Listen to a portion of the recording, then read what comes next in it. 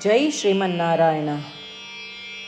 ನಾನು ಹೇಳುವ ವಿಶ್ಲೇಷಣೆ ರಾಮಾನುಜದಾಸ ಶ್ರೀಮಾನ್ ಗಟ್ಟು ವೇಣುಗೋಪಾಲ ಸ್ವಾಮಿಯವರ ರಚನೆಯಾಗಿದೆ. 18ನೇ ಅಧ್ಯಾಯ ಮೋಕ್ಷ ಸನ್ಯಾಸ ಯೋಗ 21ನೇ ಶ್ಲೋಕ. ಪೃಥಕ್ತ್ವೇನ ತು ಯಜ್ಞಾನಂ ನಾನಾಭಾವಾನ್ ಪೃಥಕ್ ವಿಧಾನ್ ವೇತ್ತಿ ಸರ್ವೇಷು ಭೂತೇಷು ತಜ್ಞಾನಂ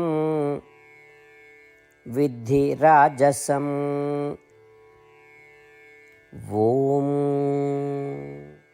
ಗೀತಾಚಾರ್ಯ ಶ್ರೀಕೃಷ್ಣ ಪರಮಾತ್ಮ ಅರ್ಜುನನೊಂದಿಗೆ ನಮ್ಮೆಲ್ಲರಿಗೂ ಮೋಕ್ಷ ಸನ್ಯಾಸ ಯೋಗವನ್ನು ಕಲಿಸುತ್ತಿದ್ದಾನೆ.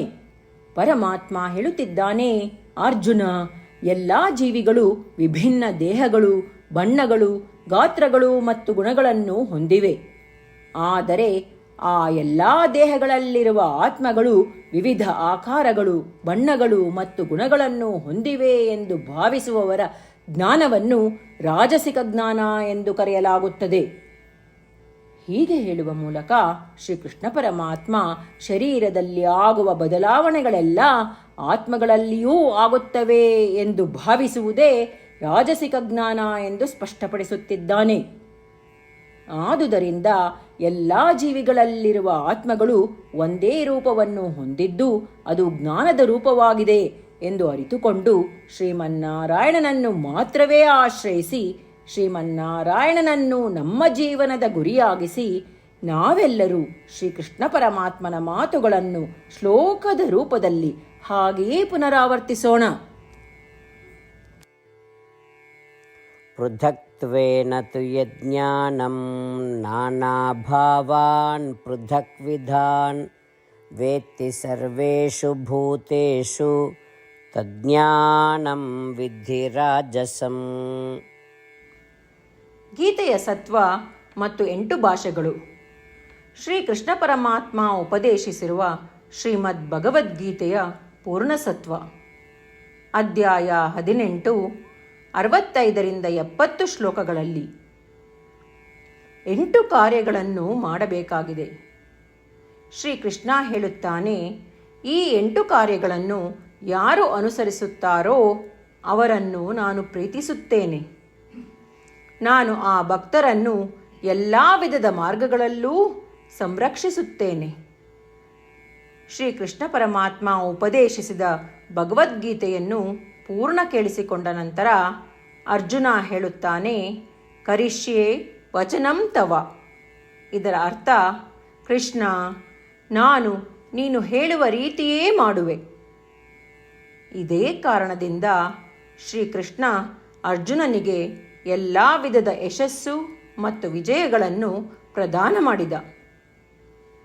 ನಾವು ಈ 8 ಕರ್ಮಗಳನ್ನು ಮಾಡುತ್ತೇವೆ ಎಂದು ಪರಮಾತ್ಮನಿಗೆ ನಮ್ಮ ಪ್ರತಿಜ್ಞೆಯನ್ನು ಮಾಡೋಣ. ಶ್ರೀಕೃಷ್ಣ ಪರಮಾತ್ಮನಿಗೆ ವಚನ ಕೊಡುವುದಕ್ಕಿಂತ ಯಾವ ಪೂಜೆ, ತಪಸ್ಸು ಅಥವಾ ಯಜ್ಞ ದೊಡ್ಡದಿಲ್ಲ. ನಾವು ಮಾಡಬೇಕಾಗಿರುವ ಈ 8 ಪ್ರತಿಜ್ಞೆಗಳನ್ನು ನಾನು ಹೇಳುವೆ. ನೀವೆಲ್ಲರೂ ದಯವಿಟ್ಟು ಮನಸ್ಸು ಮತ್ತು ಹೃದಯದಿಂದ ಯೋಚಿಸಿ. ಈ ರೀತಿ ಶ್ರೀಕೃಷ್ಣನಿಗೆ ವಚನ ಕೊಡುವುದರಿಂದ ನಾವೆಲ್ಲರೂ ಸಂತೋಷದಿಂದ ಪ್ರಕಾಶಿಸುತ್ತಿರುವ ಶ್ರೀಕೃಷ್ಣನ ಮುಖವನ್ನು ದೃಶ್ಯಕರಿಸೋಣ ಮತ್ತು ಆನಂದವನ್ನು ಅನುಭವಿಸೋಣ. ಜೈ ಶ್ರೀಮನ್ನಾರಾಯಣ. ಇವುಗಳೇ ನಮ್ಮ 8 ಪ್ರತಿಜ್ಞೆಗಳು.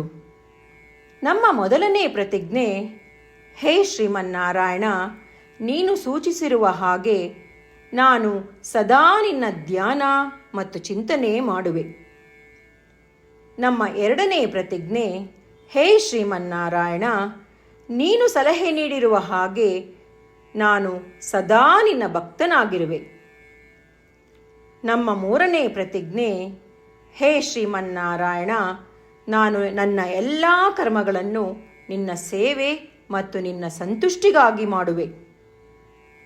ನಮ್ಮ 4ನೇ ಪ್ರತಿಜ್ಞೆ, ಹೇ ಶ್ರೀಮನ್ನಾರಾಯಣ, ಅನುಸರಿಸಲು ನೀನು ಹೇಳಿರುವ ಹಾಗೆ ನಾನು ನಿನಗೆ ಸೇರಿದವನೆಂದು ಶ್ರೇಷ್ಠ ನಂಬಿಕೆ ಇದೆ ಮತ್ತು ನಾನು ಸದಾ 2 ಕೈಗಳನ್ನು ಜೋಡಿಸಿ ನಿನಗೆ ನಮಸ್ಕಾರ ಮಾಡುತ್ತೇನೆ ಮತ್ತು ನಿನ್ನನ್ನು ಪೂಜಿಸುತ್ತೇನೆ. ನಮ್ಮ 5ನೇ ಪ್ರತಿಜ್ಞೆ: ಹೇ ಶ್ರೀಮನ್ನಾರಾಯಣ, ನಿನ್ನ ವಚನಗಳನ್ನು ಸ್ಮರಿಸುತ್ತೇನೆ. ಮಾಮೇಕಂ ಶರಣಂ ವ್ರಜ. 18ನೇ ಅಧ್ಯಾಯ 66ನೇ ಶ್ಲೋಕ. ನೀನು ಹೇಳಿರುವೆ, ನಿನಗೊಬ್ಬನಿಗೇ ಶರಣಾಗಬೇಕು. ಶ್ರೀಮನ್ನಾರಾಯಣ, ನಿನಗೊಬ್ಬನಿಗೇ ಶರಣಾಗುವೆ. ನಮ್ಮ 6ನೇ ಪ್ರತಿಜ್ಞೆ: ಹೇ ಶ್ರೀಮನ್ನಾರಾಯಣ, ನಿನ್ನ ವಚನಗಳನ್ನು ಸ್ಮರಿಸುತ್ತೇನೆ. ಮಾ ಶುಚಃ. 18ನೇ ಅಧ್ಯಾಯ 66ನೇ ಶ್ಲೋಕ. ನೀನು ನಮಗೆ ಪುನರ್ ಆಶ್ವಾಸನೆ ನೀಡಿದ್ದೀಯ, ದುಃಖಿಸಬೇಡವೆಂದು. ನಾನು ಎಂದಿಗೂ ದುಃಖಿಸುವುದಿಲ್ಲ.